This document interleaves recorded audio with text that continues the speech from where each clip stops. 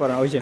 আসসালামু আলাইকুম প্রিয় দর্শক, আমরা ইতিমধ্যে এই মসজিদে দেখান একটু মসজিদের কাজটা সম্পূর্ণ করতেছি। টাইলসের সম্পূর্ণ করতেছি। আমার কাউকে উদ্দেশ্য না কাউকে ছোট করার বা কাউকে ছোট বিল দেখার এরকম উদ্দেশ্য না। মেন উদ্দেশ্য হলো একটা কাজ সঠিকভাবে করা, সুন্দরভাবে করার জন্য, বা কীভাবে সুন্দর করতে হয়, কীভাবে সঠিক করতে হয়, এটার জন্য কার ভুল, কার কোন দিক দিয়ে ভুল হইলে কার কার কী সমস্যা হয় এটা দেখানোর জন্য। আমি কোনো রাজমিস্ত্রিরে বা কোনো ইলেকট্রিক মিস্ত্রিরে বা কোনো মিস্ত্রিরেই ছোটো করে বলতেছি না, জাস্ট আমি দেখাইতেছি সুন্দর জিনিসগুলো, মানে যাতে এইসব ভুল যাতে না হয়। এইসব ভুল হইলে কার সমস্যা হতে পারে, কোন কী কাজে কোন ভুল হইলে কী সমস্যা হতে পারে আমি দেখাচ্ছি। একটু এদিকে আসেন। উপরে আমি সুতা লাগাইছি টাইলস করার জন্য। আমি ওটা এখন টাইলস করা শুরু করতেছি।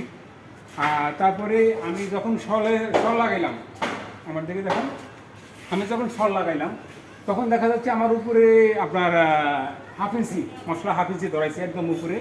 আর নিচে দেখেন, একটু ক্যামেরাটা নিয়ে আসেন এখানে।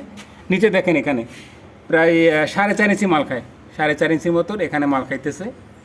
বা এটা এই ওয়ালটা কীভাবে, এত বড় একটা ওয়াল, এত বড় একটা জিনিস, মসজিদের কাজ আসো, এত বড় একটা ওয়ালের সাথে কিভাবে বা এতটি বা এত শল কাটলো বা এত ওরা ওয়ালটা ব্যাকা করে দিল, বা আমার এটা মাথায় খেলে না, বা কীভাবে তারা কাজটা করলো। আমি কাউকে ছোটো করে দেখতেছি না। আমার ভিডিওটাতে যারাই দেখবেন একটু আমাকে মানে নির্দোষ হিসাবে দেখবেন, আর সঠিক বিনিয়মে বা নিজের বিচার করে, বা এটা আপনারা কমেন্ট করবেন।